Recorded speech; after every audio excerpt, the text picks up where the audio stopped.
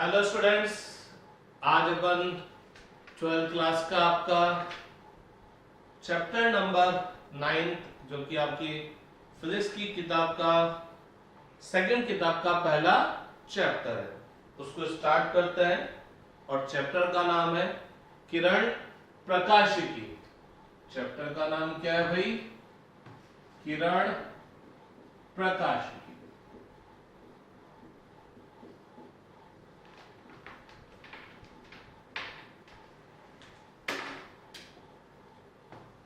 तो किरण प्रकाशिकी आपकी फिजिक्स जो सेकंड बुक है उसका पहला चैप्टर है और पूरे सिलेबस के हिसाब से बोलो तो बुक का 9 चैप्टर है।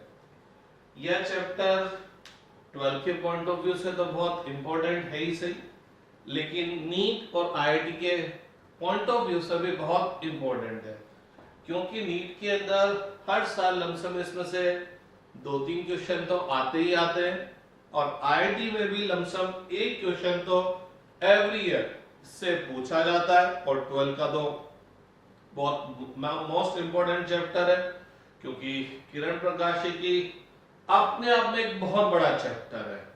हाँ, ये जरूर है चैप्टर बड़ा है, लेकिन है सीधा।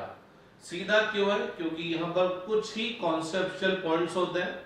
अगर आप उन कॉन्सेप्चुअल पॉइंट को समझ लेंगे तो चैप्टर कितना ही बड़ा हो, बार बार वही कॉन्सेप्चुअल पॉइंट हर टॉपिक में, हर डेरिवेशन में, हर न्यूमेरिकल में अप्लाई होंगे। तो चैप्टर तो यूं बहुत बड़ा है, 20-25 दिन का चैप्टर है, 20-25 लेक्चर का चैप्टर है, लेकिन कॉन्सेप्चुअल पॉइंट ऑफ व्यू से बहुत कम कॉन्सेप्ट्स है। तो आप बस उन्हीं कॉन्सेप्ट को बार बार लगाते रहेंगे तो हर डेरिवेशन में, हर न्यूमेरिकल में, हर टॉपिक में वही कॉन्सेप्ट आएंगे।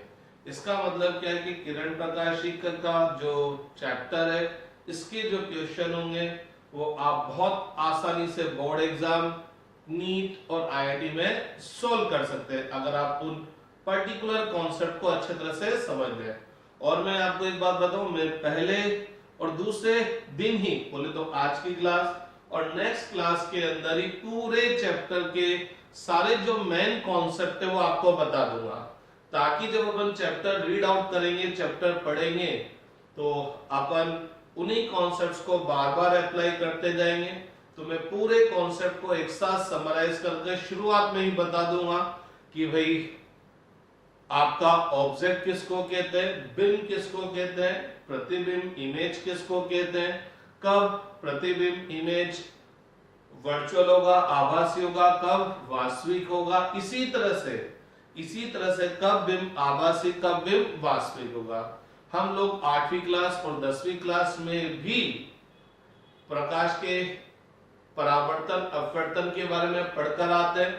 हम लोग 8th क्लास 10th क्लास में प्रतिबिंब आभासी भी बनाते हैं, वास्तविक भी बनाते हैं। लेकिन हम जब 12 पढ़ते हैं और जब कंपटीशन के पॉइंट ऑफ व्यू से देखते हैं तो भैया प्रतिबिंब तो आभासी वास्तविक हो सकता है, लेकिन बिंब भी आभासी और वास्तविक हो सकता है। तो कब बिंब आभासी होगा, कब वास्तविक होगा, कब प्रतिबिंब आभासी होगा, कब वास्तविक होगा, तो ये जो शुरू के कॉन्सेप्ट है वो अपन कल की क्लास में देख लेंगे, ताकि आगे जाकर हमको ये टेंशन लेने की जरूरत पड़ेगी ही नहीं कि कब ये प्रतिबिंब आभासी बन रहा है, वास्तविक बन रहा है, बिंब आभासी बन रहा है, बिंब वास्तविक बन रहा है। तो बहुत सीधा चैप्टर है, लंबा जरूर है लेकिन है बहुत सीधा चैप्टर। तो चैप्टर का नाम क्या है? किरण प्रकाशिकी। तो किरण प्रकाशिकी पढ़ने से पहले थोड़ा सा प्रकाशिकी के बारे में देख लेते हैं कि प्रकाशिकी क्या होती है। तो बात करते हैं प्रकाशिकी। तो जनाब, प्रकाशिकी भौतिक विज्ञान की वह शाखा है जिसमें हम प्रकाश का अध्ययन करेंगे। फिजिक्स की बहुत अलग अलग ब्रांचेस हैं, फिजिक्स की बहुत अलग अलग शाखाएं हैं। फिजिक्स की अगर मैं ब्रांच बोलूं तो आपको यांत्रिकी आएगी, मैकेनिक्स जिसको हम बोलते हैं, जिसमें हम गति और गति कारकों का अध्ययन पढ़ते हैं। फिर हम फिजिक्स की एक और ब्रांच देखते हैं थर्मोडायनामिक, जिसमें हम ऊष्मा गतिकी, गैसों का अणुगतिक सिद्धांत, ऊष्मा का संचरण देखते हैं। फिजिक्स की एक और ब्रांच हम तरंग और सरल आवर्त गति देखते हैं। इसी तरह से फिजिक्स की एक और ब्रांच आती है, विद्युत चुंबकत्व आती है, मॉडर्न फिजिक्स आती है। तो फिजिक्स की बहुत सारी शाखाएं, बोले तो फिजिक्स को अलग अलग पार्ट में डिवाइड कर दिया गया।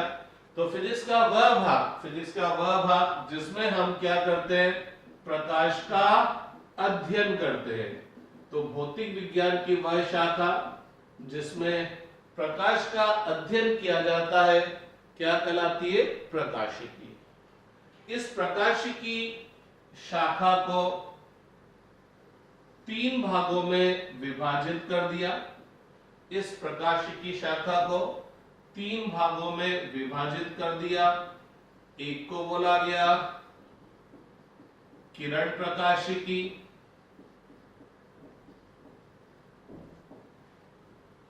एक को बोला गया तरंग प्रकाशिकी,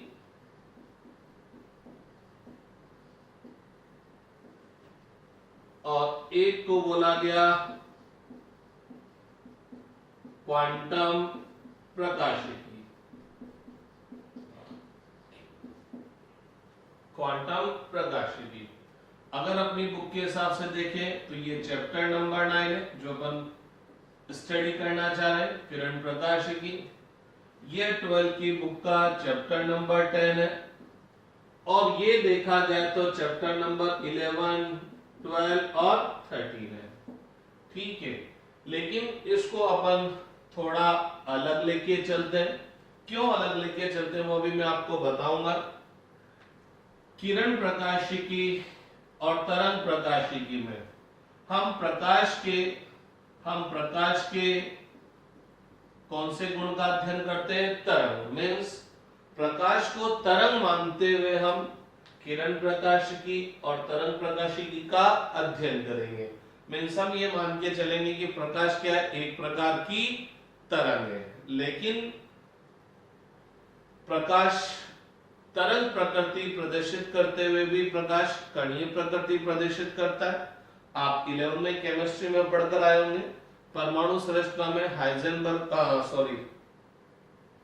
डी ब्रोगली की परिकल्पना, वहां पर आपने बोला था कि प्रकाश की क्या होती है, द्वैत प्रकृति होती है। प्रकाश की 2 टाइप की प्रकृति होती है, प्रकाश की तरंग प्रकृति भी होती है और प्रकाश की कणीय प्रकृति भी होती है। मैं आपको बताऊं, सन 1905 के पहले तक प्रकाश को तरंग माना जाता था कि प्रकाश एक प्रकार की तरंग है। लेकिन सन 1905 के बाद एक साइंटिस्ट आए, आइंस्टाइन साहब, उन्होंने बोला कि प्रकाश तरंग प्रकृति के साथ साथ क्या है, कणीय प्रकृति भी प्रदर्शित करता है। प्रकाश ऊर्जा के छोटे छोटे पैकेटों के रूप में संचित होता है। ऊर्जा के उन छोटे छोटे पैकेटों को हम क्या बोलते हैं, क्वांटम बोलते हैं। तो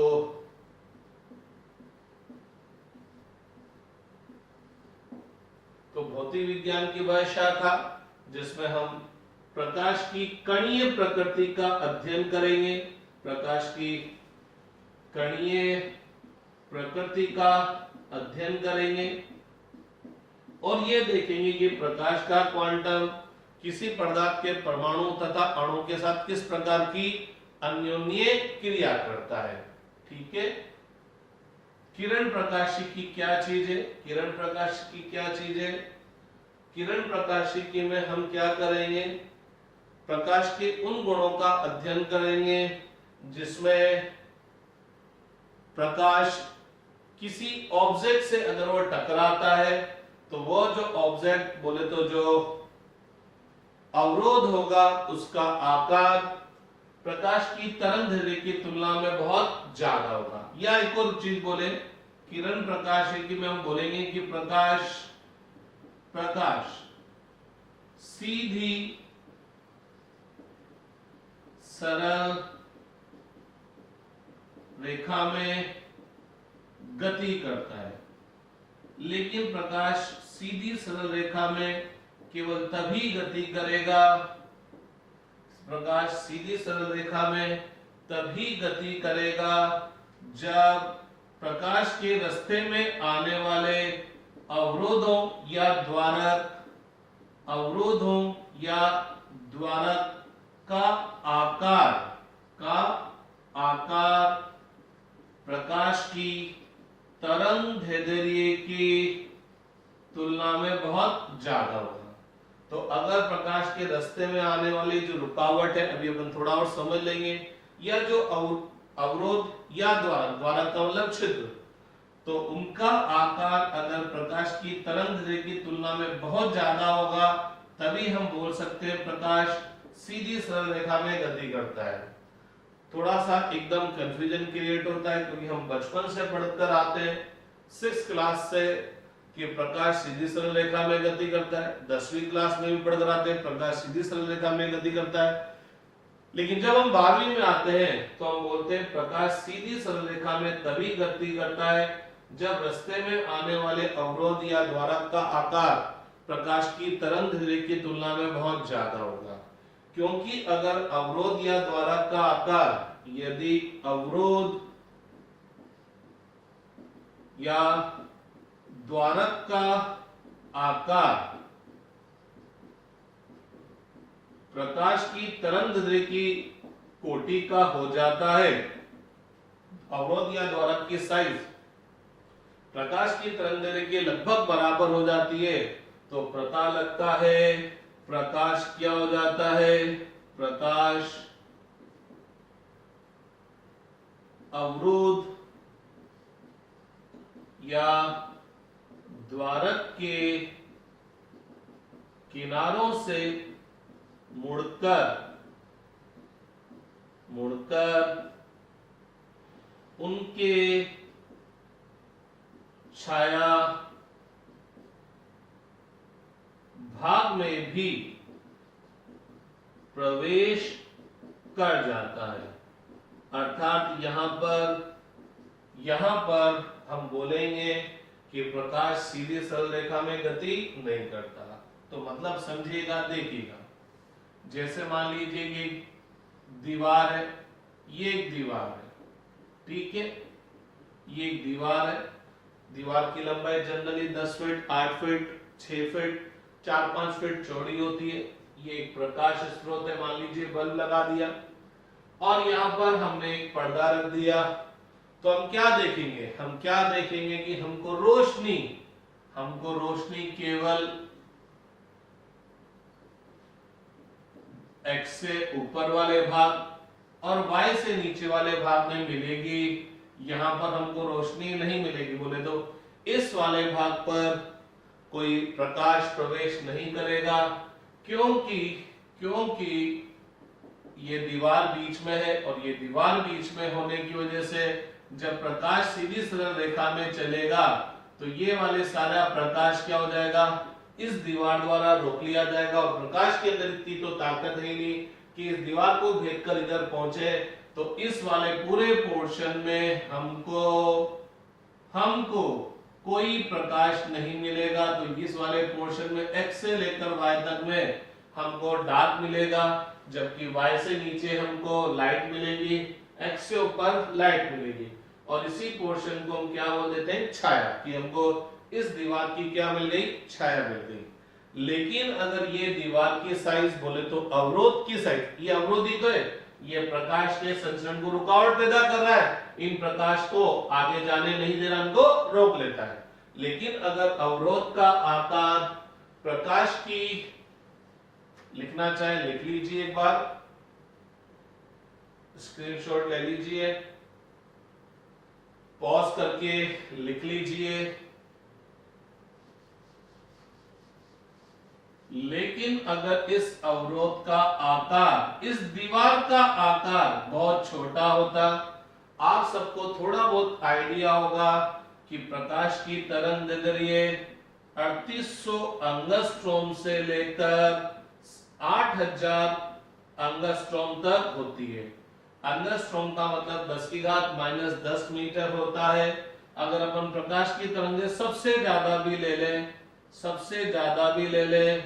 10⁻10 मीटर, बोले तो 8 × 10⁻7 मीटर, इसका मतलब एक तरह से 0.8 माइक्रोमीटर। और अगर माइक्रो को तो अपन समझ नहीं सकते, सेंटीमीटर इनको समझे, मिलीमीटर को समझे,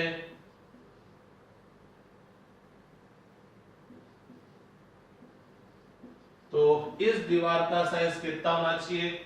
0.0008 मिलीमीटर। तो आप सब जानते हैं 1 मिलीमीटर इससे भी छोटा होता है, तो नो डाउट ये तो इससे भी कई गुना छोटा है। तो गौर फरमाइएगा, अगर मैं प्रकाश स्रोत के सामने, ये प्रकाश स्रोत है, ये प्रकाश स्रोत है, इसके सामने एक छोटा सा अवरोध रख दूं, ये मैंने बहुत बड़ा बना रखा है ताकि आपको आसानी से दिखाई दे। इसको थोड़ा और बड़ा बना देता हूं तो आपको आसानी से दिख जाएगा, लेकिन ध्यान रहे इस अवरोध का आकार इससे भी कई गुना छोटा है।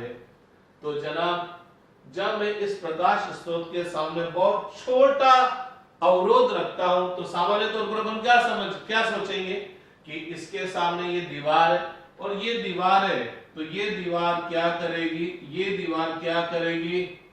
इस XY वाले रीजन में लाइट को प्रवेश करने नहीं देगी, क्योंकि ये सारी प्रकाश इस दीवार द्वारा रोक लिया जाएगा। तो प्रकाश केवल इधर X के ऊपर और Y के नीचे पहुंचेगा। लेकिन हम एक बात देखते हैं कि क्या अगर इस दीवार का आकार प्रकाश की तरंग के लमसम बराबर है, बोले तो बहुत छोटा है, तो हम देखते हैं कि प्रकाश इस छाया भाग में भी पहुंच जाता है और हमको इस भाग में प्रकाश प्राप्त हो जाता है।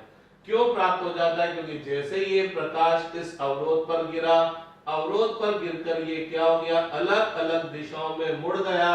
अर्थात यहां से हम बोल सकते हैं ये प्रकाश था जो सीधा जा रहा था, यहां पर गिरने के बाद ये अलग अलग दिशाओं में मुड़ गया। अर्थात प्रकाश सीधी सरल रेखा में गति नहीं किया, क्योंकि सीधी सरल रेखा में गति करता तो आपको प्रकाश X के ऊपर और केवल Y के नीचे मिलता। इस वाले रीजन में हमको प्रकाश नहीं मिलता, लेकिन हमको इस रीजन में प्रकाश मिला। इसका मतलब यहां से अवरोध की किनारों पर गिरा तो प्रकाश इस दिशा में आ गया, अर्थात प्रकाश किरणें क्या हो गई? मुड़ गई। इसका मतलब क्या होगा? तरंग प्रकाशिकी में हम बोल सकते हैं प्रकाश सीधी सरल रेखा में गति नहीं करता। तो यहां हम बोल सकते हैं कि प्रकाश सीधी सरल रेखा में गति नहीं करता। लेकिन ऐसा कब होगा? नहीं, सीधी सरल रेखा में गति नहीं करता यदि प्रकाश एक ऐसे अवरोध पर या द्वारक पर आकर गिरे जिसका आकार प्रकाश की तरंगदैर्घ्य की कोटि का हो। तो किरण प्रकाशिकी में हम ये मान के चलेंगे, या किरण प्रकाशिकी में हम प्रकाश के रास्ते में आने वाले जो अवरोध लेके चलेंगे, उन अवरोधों का आकार प्रकाश की तरंगदैर्घ्य की तुलना में बहुत बड़ा होगा। तो हम यहाँ ये मान के चलेंगे प्रकाश सीधी सरल रेखा में गति करेगा। यहाँ पर हम प्रकाश के रास्ते में कौन से अवरोध लेंगे? कभी हम दर्पण लेंगे, अवतल दर्पण, उत्तल दर्पण, कभी हम लेंस लेंगे, कभी हम प्रिज्म लेंगे, और इनका आकार प्रकाश की तरंगदैर्घ्य की तुलना में क्या होगा? बहुत बड़ा होगा। तो हम मान के चलेंगे कि प्रकाश क्या हो रहा है? सीधी सरल रेखा में गति कर रहा है। लेकिन तरंग प्रकाशिकी में हम जब प्रकाश के रास्ते में आने वाले अवरोध या द्वारक लेंगे, उनका आकार प्रकाश की तरंगदैर्घ्य की कोटि का होगा। तो यहां से हम बोल पाएंगे कि अरे प्रकाश तो सीधी सरल रेखा में गति नहीं कर रहा है, प्रकाश अलग अलग दिशाओं में मुड़ जाता है, सीधा जाने की बजाय ये अलग अलग दिशाओं में मुड़ गया। ठीक है कि नहीं बात? यहां हम जो अवरोध लेंगे वो लेंगे एकल स्लिट,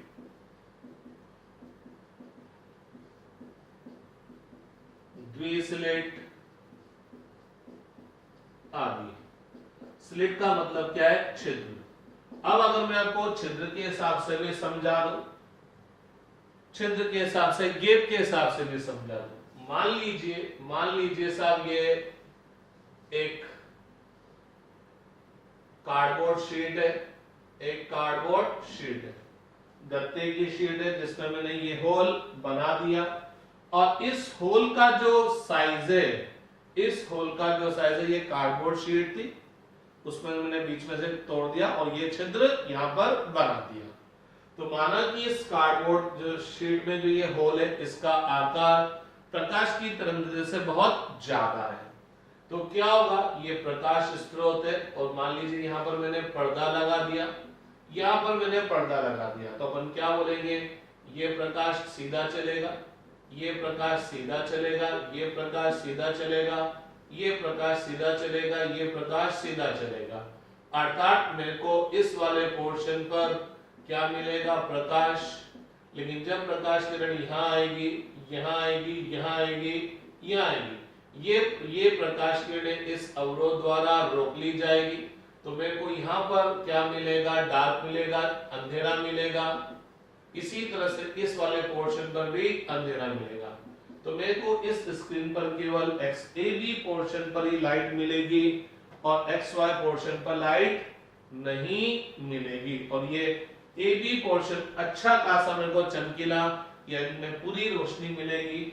लेकिन अगर मैं इस गैप को कम कर दूं, कम कर दूं, कम कर दूं, कम कर दूं, तो अगर मैं इस गैप को कम कर दूं तो पता लगेगा, अगर ये गैप बहुत छोटा है, ये तो मैंने आपको दिखाने के लिए बहुत बड़ा बना रखा है, ओरिजिनल में गैप इससे भी कई गुना छोटा होगा, क्योंकि इस द्वारक का आकार, द्वारक का मतलब बोले तो छिद्र, इस द्वारक का आकार प्रकाश की तरंगदैर्घ्य की कोटि का होना चाहिए। तो अगर ये छिद्र प्रकाश की तरंगदैर्घ्य की कोटि का है, तो ओरिजिनल में ये छिद्र बहुत छोटा है, बहुत छोटा है।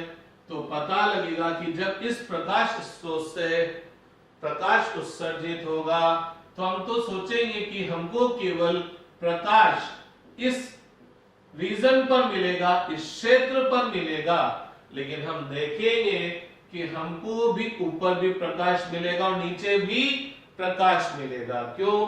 कि जब द्वारक का साइज प्रकाश की तुलना में प्रकाश की तरंगदैर्घ्य की कोटि का होगा, तो जब प्रकाश यहाँ पर इन किनारों पर गिरेगा तो यह उस जगह पर भी पहुंच जाएगा जहां इसका ज्यामितीय छायाचित्र बन रहा है। सामान्य तौर पर प्रकाश हमको केवल इस गैप पर मिलता, इधर और इधर नहीं मिलता। तो मैं यूं भी बोल सकता हूं किरण प्रकाशिकी में होने वाली घटनाएं हम दैनिक जीवन में देख सकते हैं, लेकिन तरंग प्रकाशिकी में होने वाली घटनाएं हम दैनिक जीवन में देख नहीं सकते, क्योंकि ये घटनाएं हमको कब मिलेगी, प्रकाश अपने छाया चित्र पर तब पहुंच पाएगा जब अवरोध या द्वारक का आकार प्रकाश की तरंगदैर्घ्य की कोटि का होगा। और चूंकि प्रकाश की तरंगदैर्घ्य बहुत छोटी होती है, तो दैनिक जीवन में पाए जाने वाले छिद्र या अवरोध दीवार का साइज इतना छोटा नहीं मिलता, जबकि यहाँ पर पाए जाने वाले द्वारक अवरोध का आकार तरंगदैर्घ्य से बहुत बड़ा होता है। इसलिए इस किरण प्रकाशिकी में होने वाली घटनाएं हम आसानी से देख सकते हैं। उदाहरण के तौर पर परावर्तन, अपवर्तन, इनको हम आसानी से दैनिक जीवन में देख सकते हैं, लेकिन हम प्रकाश के व्यतिकरण, विवर्तन और ध्रुवण को हम आसानी से देख नहीं सकते। क्वांटम फिजिक्स में हम प्रकाश को कणीय प्रकृति मान के चलेंगे और बोलेंगे कि प्रकाश एक कण के रूप में चल रहा है, प्रकाश ऊर्जा के छोटे छोटे पैकेटों के रूप में चल रहा है। प्रकाश की कणीय प्रकृति से हम प्रकाश के प्रकाश विद्युत प्रभाव, रमन प्रभाव, क्रॉम्पटन प्रभाव, इनको समझा सकते हैं। तो ये अपन 11-12 चैप्टर में मेनली ढंग से डील करेंगे। आपका जो चैप्टर है वो है किरण प्रकाशिकी। तो किरण प्रकाशिकी में हम ये मान के चलेंगे प्रकाश सीधी सरल रेखा में गति करता है, और किरण प्रकाशिकी हम देखेंगे कि प्रकाश के रास्ते में आने वाले जो अवरोध या द्वारक है, लेंस या जो दर्पण है, उनका आकार प्रकाश की तरंगदैर्घ्य की तुलना में बहुत बड़ा होगा। ठीक है, तो अब अपन बात करेंगे किरण प्रकाशिकी के बारे में।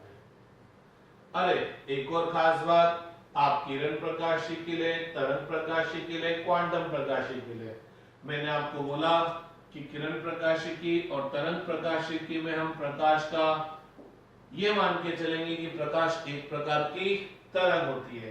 तो थोड़ा सा हम प्रकाश के बारे में अध्ययन कर लेते हैं कि प्रकाश क्या चीज होती है। ठीक है कि नहीं, बात क्लियर? रब कर दिया जाए या आप स्क्रीनशॉट लेना चाहें स्क्रीनशॉट ले लीजिए।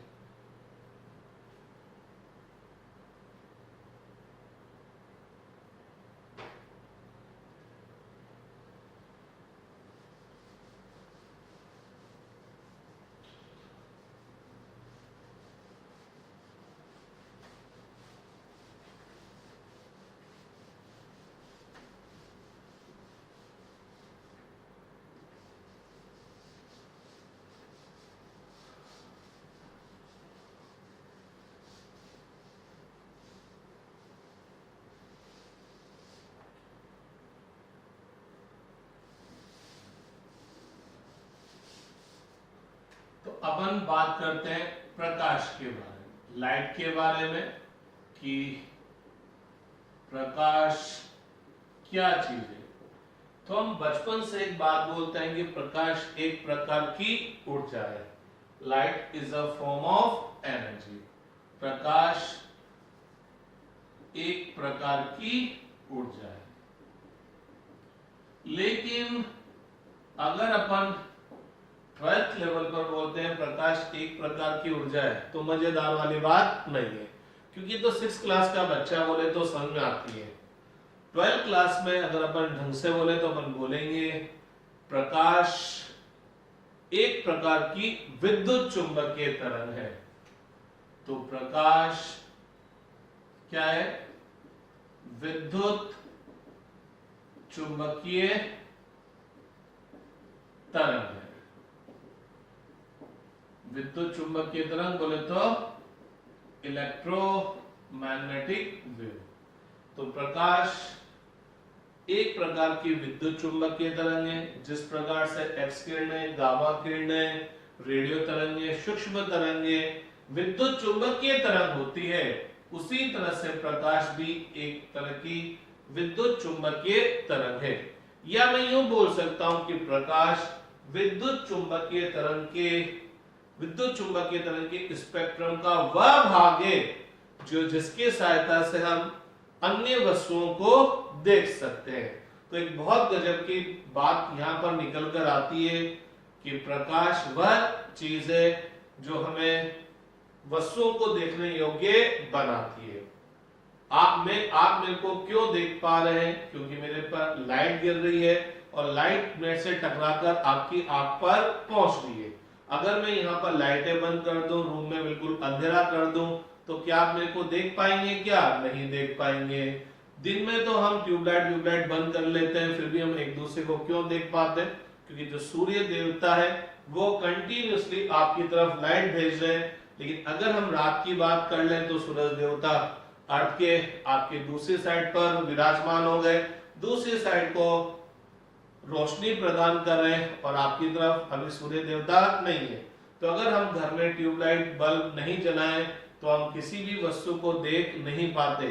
तो लाइट एक ऐसी चीज है जो हमें वस्तुओं को देखने योग्य बनाती है, या यूं बोल सकते हैं प्रकाश की वजह से ही आप और हम एक दूसरे को देख पाते हैं, किसी अन्य वस्तु को देख पाते हैं। लेकिन मोस्ट इंपॉर्टेंट थिंग, लाइट क्या है, प्रकाश क्या है? एक प्रकार की विद्युत चुंबकीय तरंग है। विद्युत चुंबकीय तरंग अपने आप में बहुत बड़ा शब्द है, क्योंकि बहुत सारी तरंगें विद्युत चुंबकीय तरंगें होती है।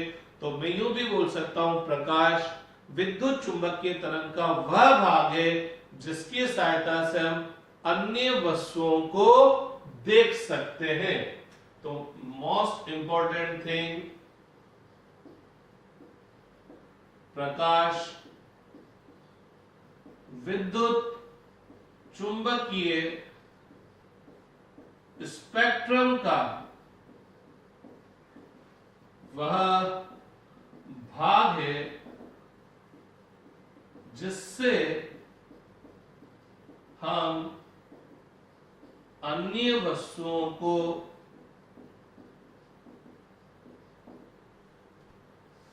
और ढंग से मैं बोलूं, वह भाग है जिसकी सहायता से हम वस्तुएं देख सकते हैं, जिसकी सहायता से हम वस्तुएं देख सकते हैं। जैसे मैंने आपको बोला, विद्युत चुंबकीय तरंग तो अपने आप में एक बहुत बड़ा शब्द है, क्योंकि बहुत सारी तरंगे विद्युत चुंबकीय तरंग है। तो अगर हम विद्युत चुंबकीय तरंग का स्पेक्ट्रम लेते हैं, अगर हम विद्युत चुंबकीय तरंग का स्पेक्ट्रम लेते हैं, वैसे तो मैं आपको बताऊं कि विद्युत चुंबकीय तरंग पूरा एक चैप्टर अपने 12th में 8 नंबर का चैप्टर, तो हम विद्युत चुंबकीय तरंग को डिटेल स्टडी करेंगे, पूरा एक चैप्टर है। लेकिन आप शायद 11th में परमाणु संरचना केमिस्ट्री में पढ़कर आए, वहां पर भी हम लोगों ने विद्युत चुंबकीय तरंग स्पेक्ट्रम देखा था। तो अगर मैं विद्युत चुंबकीय तरंग स्पेक्ट्रम को तरंग दैर्ध्य के घटते क्रम में लिखूं, बोले तो विद्युत चुंबकीय तरंगों को तरंग दैर्ध्य के घटते क्रम में प्रदर्शित करूं, तो वो तरंगे जिनकी वो विद्युत चुंबकीय तरंग है। अरे विद्युत चुंबकीय तरंग के बारे में याद आता है, इलेक्ट्रोमैग्नेटिक वेव के बारे में याद आता है कि वे तरंगे जिनके संचरण के लिए माध्यम की आवश्यकता नहीं होती है, विद्युत चुंबकीय तरंग कहलाती है। अर्थात विद्युत चुंबकीय तरंग निर्वात में भी गति कर सकती है, गति कर सकती है। ठीक है साहब, तो मैं उन तरंगों की बात कर रहा हूं जिनके संचरण के लिए माध्यम की आवश्यकता नहीं होती, जिनको हम विद्युत चुंबकीय तरंग कहते हैं। विद्युत चुंबकीय तरंग को तरंग दैर्ध्य या आवृत्ति के अनुसार अलग अलग नामों से पुकारा जाता है। तो वो विद्युत चुंबकीय तरंग जिसकी तरंग दैर्ध्य कुछ किलोमीटर से लेकर 0.3 मीटर तक होती है, इस तरह की विद्युत चुंबकीय तरंग को हम क्या बोलते हैं? रेडियो वेव्स, रेडियो तरंगे। जिन विद्युत चुंबकीय तरंगों की तरंग दैर्ध्य 0.3 मीटर से लेकर 10⁻³ मीटर तक होती है, थोड़ी बहुत ऊपर नीचे भी ये वैल्यू हो सकती है, जिन्हें हम क्या बोलते हैं? सूक्ष्म तरंगे बोलते हैं। अलग अलग बुक्स में थोड़ी रेंज आपको अलग अलग मिलेगी। वे विद्युत चुंबकीय तरंगे जिनकी तरंग दैर्ध्य 10⁻³ मीटर से लेकर 7800 एंगस्ट्रॉम, एंगस्ट्रॉम का मतलब 10⁻10 मीटर तक होती है, इनको बोलते हैं इंफ्रारेड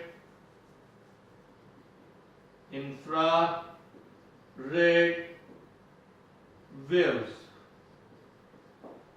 इनको क्या बोलेंगे? Infrared waves. और जिनकी तरंग दैर्ध्य 7800 एंगस्ट्रॉम से 3800 एंगस्ट्रॉम तक होती है, इनको हम बोलते हैं दृश्य प्रकाश, विजिबल लाइट। दृश्य प्रकाश, विजिबल लाइट। बहुत सी बुक्स में इसको 8000 एंगस्ट्रॉम से लेकर 3800 एंगस्ट्रॉम बोला जाता है। किसी बुक्स के अंदर 4000 एंगस्ट्रॉम से 8000 एंगस्ट्रॉम बोलते हैं। तो अगर मैं मैक्सिमम रेंज बोलूं तो 3800 एंगस्ट्रॉम से 8000 एंगस्ट्रॉम तक बोला जाता है। और इसी दृश्य प्रकाश की वजह से हम वस्तुओं को देख पाते हैं। इसी प्रकार इस वाली विद्युत चुंबकीय तरंग, बोले तो वह विद्युत चुंबकीय तरंग जिसकी तरंग दैर्ध्य 3800 एंगस्ट्रॉम से 7800 एंगस्ट्रॉम तक होती है, इसी प्रकार की विद्युत चुंबकीय तरंग की वजह से हम वस्तुओं को देख पाते हैं। तो हम यूं भी बोल सकते हैं, आप विद्युत चुंबकीय स्पेक्ट्रम का वह भाग जिसकी तरंग दैर्ध्य 3800 एंगस्ट्रॉम से 7800 एंगस्ट्रॉम, या चलो 8000 बोल देते हैं, 8000 एंगस्ट्रॉम तक होती है, क्या कहलाता है? प्रकाश या दृश्य प्रकाश। तो मैंने प्रकाश की बहुत अलग अलग डेफिनेशन यहाँ पर बोल दी है कि प्रकाश एक प्रकार की ऊर्जा है, प्रकाश एक प्रकार की विद्युत चुंबकीय तरंग है, या प्रकाश विद्युत चुंबकीय तरंग का वह स्पेक्ट्रम है जो हमें, जिसकी सहायता से हम दूसरी वस्तुएं देख सकते हैं, या हम यूं भी बोल सकते हैं प्रकाश विद्युत चुंबकीय तरंग के स्पेक्ट्रम का वह भाग है जिसकी तरंगदैर्घ्य 3800 एंगस्ट्रॉम से लेकर 8000 एंगस्ट्रॉम तक होती है। इससे कम वाली विद्युत चुंबकीय तरंगों की, उनको अपन बोलेंगे पराबैंगनी, अल्ट्रा वायलेट। इससे कम वाली को हम क्या बोलते हैं? एक्स किरणें। और इससे कम वाली को हम क्या बोलते हैं? गामा किरणें। तो गामा किरणें, एक्स किरणें, पराबैंगनी, ultraviolet, visible light, infrared. Infrared को हिंदी में क्या बोलेंगे? अवरक्त। हिंदी में इसको क्या बोलेंगे? अवरक्त तरंगें। माइक्रोवेव्स, रेडियो वेव्स, ये सारी तरंगें क्या होती है? विद्युत चुंबकीय तरंग होती है, अर्थात इनके संचरण के लिए माध्यम की आवश्यकता नहीं होती है। ठीक है कि नहीं बात? तो विद्युत चुंबकीय तरंग की तरंगदैर्घ्य की परास के अनुसार विद्युत चुंबकीय तरंग को अलग अलग नाम प्रदान कर दिए गए।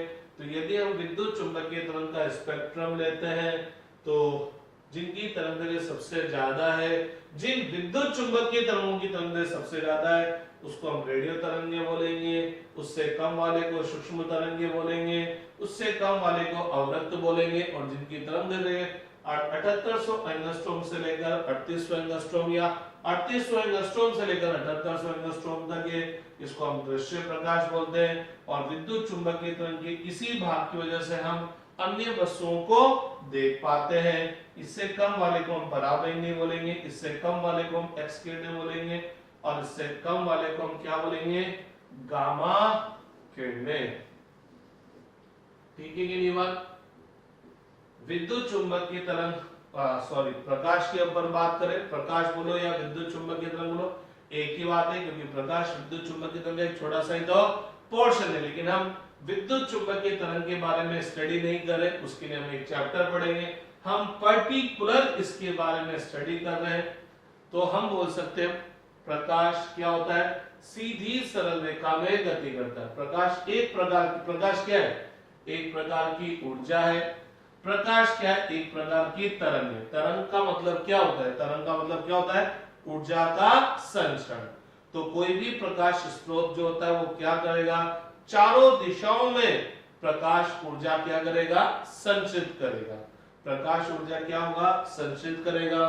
तो प्रकाश क्या होता है? किसी माध्यम में, किसी समांगी माध्यम में, समांगी माध्यम, समांगी माध्यम का मतलब एक ही प्रकार का माध्यम। पानी है तो सब जगह पानी पानी है, हवा है तो सब जगह हवा है। समांगी माध्यम में प्रकाश सीधी सरल रेखा में गति करता है। प्रकाश सीधी सरल रेखा में गति करता है। यो समझिएगा, यो समझिएगा।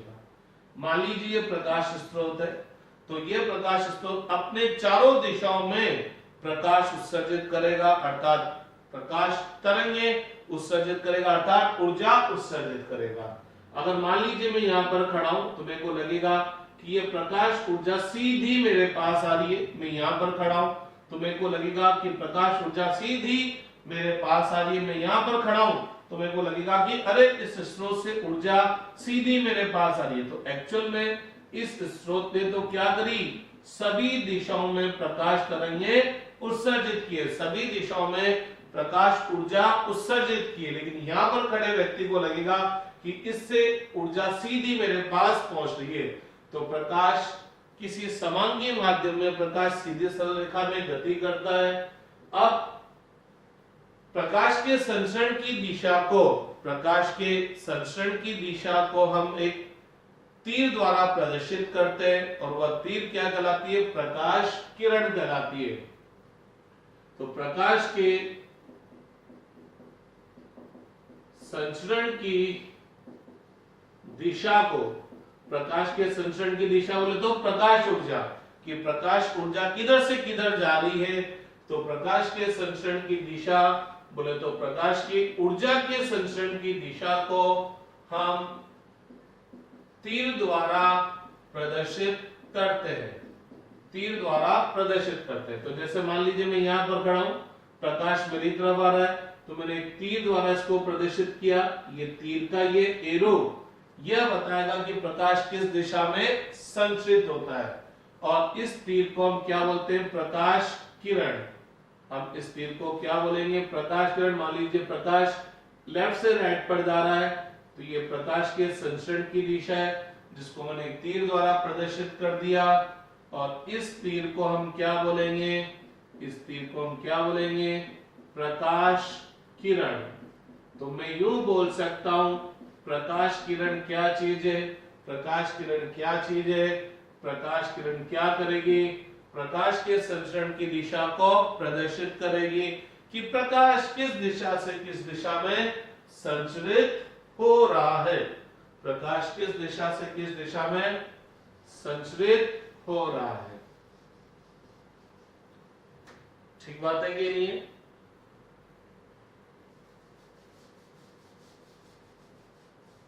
तो मैं यूं भी बोल सकता हूं, प्रकाश के संचरण के पथ को क्या बोलते हैं, प्रकाश किरण। ध्यान रखिएगा, प्रकाश किरण प्रकाश के संचरण की दिशा को बताएगा, और संचरण की दिशा कब बताएगा, जब उस लाइन पर, उस रेखा पर क्या बनाओ, तीर। बच्चे जनरली क्या करते हैं, मान लीजिए ये प्रकाश स्रोत है, यहां पर मैं खड़ा हूं, तो बच्चे जनरली क्या बोलते हैं, प्रकाश ये चला, तो बच्चे क्या करते हैं, केवल एक रेखा खींच देते हैं। तो भैया रेखा प्रकाश के संचरण की दिशा को नहीं बताएगी, क्योंकि इस रेखा में ये नहीं पता कि प्रकाश ऊर्जा लेफ्ट हैंड से राइट हैंड पर जा रही है कि राइट हैंड से लेफ्ट हैंड पर आ रही है। तो जब तक आप किसी रेखा पर तीर नहीं लगाएंगे, यह प्रकाश किरण को प्रदर्शित नहीं करेगी, क्योंकि इसमें यह पता नहीं लग रहा है कि प्रकाश ऊर्जा किस दिशा में संचरित हो रही है। और यही वजह है कि एग्जाम में क्वेश्चन आता है कि भैया उत्तल लेंस से बिंब यहाँ रखा है, प्रतिबिंब बनाइए।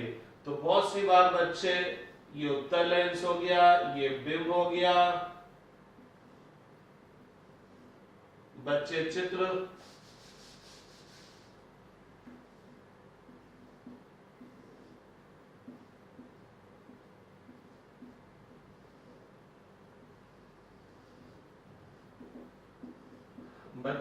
बनाकर आ जाते हैं इस तरह से, लेकिन मेरे लिए ये चित्र गलत है। क्यों गलत है, क्योंकि इसमें प्रकाश के संचरण की दिशा को प्रदर्शित नहीं किया है। जब तक आप प्रकाश के संचरण की दिशा को प्रदर्शित नहीं करेंगे, ये प्रकाश किरणें नहीं बनेगी, और जब प्रकाश किरणें नहीं बनेगी तो इनका कोई अपवर्तन परावर्तन नहीं होगा, क्योंकि ये केवल एक रेखा होगी। तो इस चैप्टर में जो सबसे बड़ा ब्लंडर होता है बच्चे के डायग्राम बनाने में, बच्चा ये तीर यहाँ पर प्रदर्शित नहीं करता।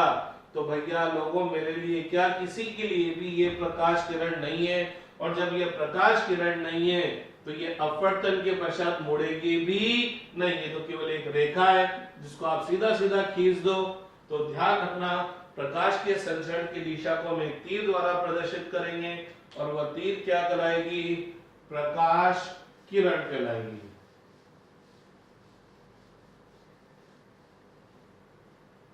ठीक है, प्रकाश किरण कहलाएगी। अब अपन बात करते हैं प्रकाश किरण पुंज। प्रकाश किरण पुंज, beam of light, beam of light. तो प्रकाश किरण पुंज क्या है, कि जब किसी जगह पर दो या दो से अधिक प्रकाश किरणों से मिला, प्रकाश किरणों से बना प्रकाश, क्या कहलाएगा, प्रकाश किरण पुंज। तो प्रकाश किरण पुंज में क्या होगी, दो या दो से अधिक, दो या दो से अधिक प्रकाश किरणें होगी, दो या दो से अधिक प्रकाश किरणें होगी। तो जब किसी प्रकाश के अंदर दो या दो से अधिक प्रकाश किरणें होगी तो उसको हम क्या बोलेंगे? प्रकाश किरण पुंज बोलेंगे, बीम ऑफ लाइट बोलेंगे।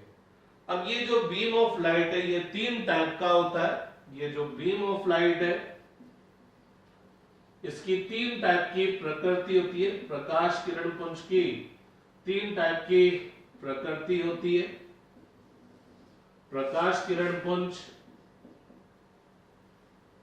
ये लिखना चाहे तो लिख लीजिएगा। चलो पहले लिख ही लीजिए आप लोग, क्योंकि फिर हो सकता है रफ कर दूं मैं इनको। तो आप स्क्रीनशॉट लेना चाहे, पॉज करके लिखना चाहे, लिख लीजिए। प्रकाश किरण पुंज की तीन टाइप की प्रकृति होगी। एक होगा समानांतर प्रकाश किरण पुंज, एक होगा अभिसारित प्रकाश किरण पुंज या प्रकाश पुंज भी बोल देते हैं शॉर्टकट में। एक होगा अपसारित प्रकाश किरण पुंज, जिसको मैंने शॉर्टकट में प्रकाश पुंज बोल दिया। तो समानांतर प्रकाश किरण पुंज क्या होगा देखिएगा। समानांतर प्रकाश किरण पुंज क्या होगा? यदि मैं प्रकाश किरण के संचरण की दिशा में चलूं तो ध्यान रहे मैं किधर चल रहा हूं, मैं किधर चल रहा हूं। यदि मैं प्रकाश किरण के संचरण की दिशा में चलता हूं, प्रकाश किरण के संचरण की दिशा में चलता हूं या प्रकाश किरण की दिशा में चलता हूं, तो यदि प्रकाश के संचरण की दिशा में चलने पर प्रकाश किरणों के बीच की दूरी में कोई परिवर्तन नहीं होता। तो पहली बात समझिएगा, मैं किधर चल रहा हूं? प्रकाश के संचरण की दिशा में। ये इंपॉर्टेंट है, चलना किधर है ये इंपॉर्टेंट है। अगर आप प्रकाश के संचरण की दिशा में चले और चलने पर प्रकाश किरणों के बीच की दूरी में कोई परिवर्तन नहीं होता, तो इस तरह का जो किरण पुंज होगा वो क्या कहलाएगा? समानांतर किरण पुंज। तो ये मेरे को दो या दो से अधिक प्रकाश किरणें दे दी, अर्थात प्रकाश पुंज दे दिया। अब मेरे को ये देखना है कि ये समानांतर प्रकाश किरण पुंज है कि नहीं है। तो मैं क्या करूंगा? प्रकाश के संचरण की दिशा में चलूंगा। तो बताओ मैं नीचे से ऊपर चलूं, ऊपर से नीचे चलूं? ना तो मैं नीचे से ऊपर जाऊंगा, नहीं ऊपर से नीचे आऊंगा। क्यों? क्योंकि प्रकाश इस वाली दिशा में तो संचरित ही नहीं हो रहा। तो मेरे को किधर से किधर चलना पड़ेगा? लेफ्ट से राइट। कैसे पता लगेगा? इस एरो से पता लगेगा कि हाँ प्रकाश इस दिशा में संचरित है। तो प्रकाश किरण की दिशा में चलने पर, प्रकाश के संचरण की दिशा में चलने पर पता लगा अरे इनके बीच की दूरी में तो कोई परिवर्तन नहीं हो रहा। जो दूरी यहाँ पर है वही दूरी यहाँ पर है, जो दूरी यहाँ पर है वही दूरी यहाँ पर है। तो ऐसा प्रकाश किरण पुंज क्या कहलाएगा? समानांतर प्रकाश किरण पुंज। यदि प्रकाश के संचरण की दिशा में चलने पर, चलूंगा हमेशा प्रकाश के संचरण की दिशा में भैया, तो यदि प्रकाश के संचरण की दिशा में चलने पर प्रकाश किरणों के बीच की दूरी घटती है जनाब, तो ऐसा प्रकाश किरण पुंज क्या कहलाएगा? अभिसारित। अभिसारित का मतलब होता है सिकुड़ना, एक बिंदु पर जाकर मिलना। तो समझिएगा,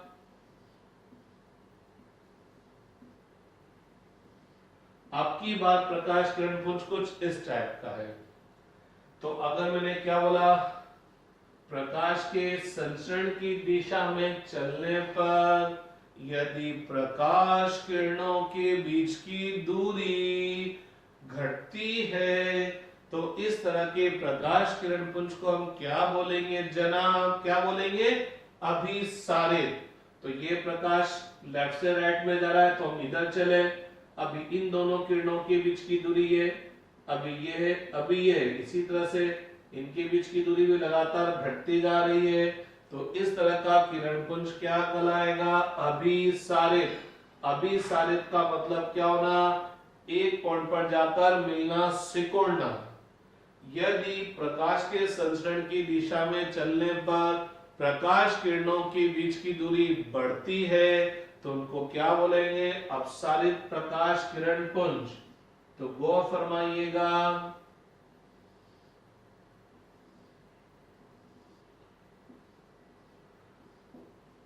ये प्रकाश किरण है।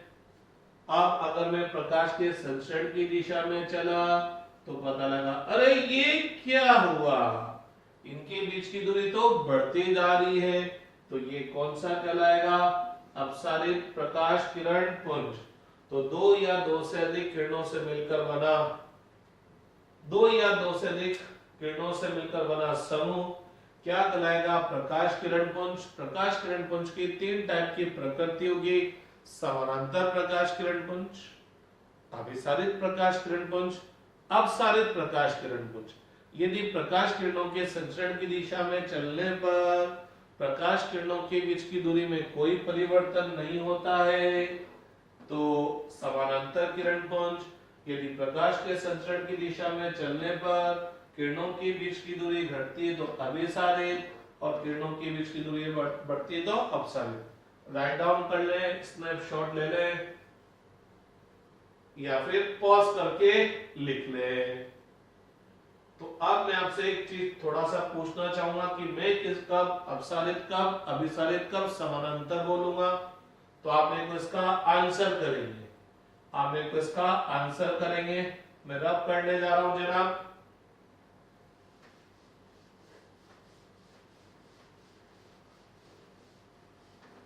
तो आप मेरे को बताएंगे साहब, आप मेरे को बताएंगे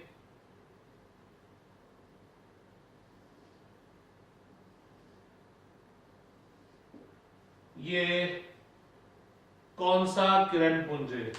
इसको इंग्लिश में बोलते हैं पैरेलल बीम ऑफ लाइट। इसको हम क्या बोलेंगे, पैरेलल बीम ऑफ लाइट। इसको क्या बोलेंगे, कॉन्वर्जिंग बीम ऑफ लाइट। इसको क्या बोलेंगे, डाइवर्जिंग बीम ऑफ लाइट। तो आप मेरे को फटाफट बताए ये कौन सा बीम ऑफ लाइट है, पैरेलल बीम ऑफ लाइट है, कॉन्वर्जिंग बीम ऑफ लाइट है कि डाइवर्जिंग बीम ऑफ लाइट है। तो ये फटाफट, हाँ हाँ बस बहुत बढ़िया बात, मैं यही पूछना चाह रहा था। जब तक मैं इस पे प्रकाश के संचरण की दिशा नहीं बताऊंगा तब तक ये प्रकाश किरण नहीं बनेगी, और जब तक ये प्रकाश किरण ही नहीं बनेगी तो ये कोई सा किरण पुंज बनेगा ही नहीं। तो अगर मैंने इस पर एरो इधर लगा दिया, एरो इधर लगा दिया तो बताओ अब कौन सा बना ये, अब बताइए कौन सा बना ये,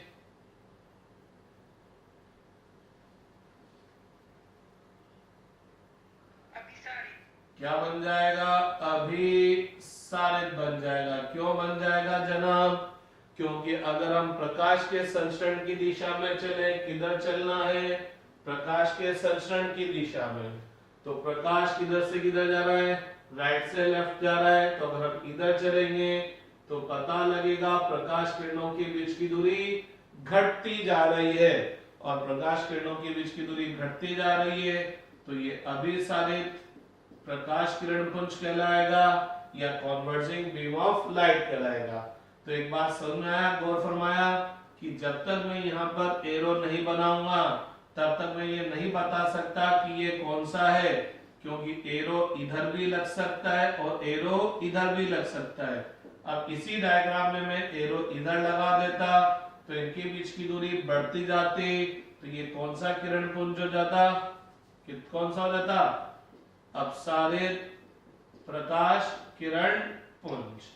तो जब तक आप एरो नहीं लगाएंगे ये प्रकाश किरण नहीं बनेगी, और आप ये नहीं बता सकते कि प्रकाश ऊर्जा किस दिशा में संचित हो रही है।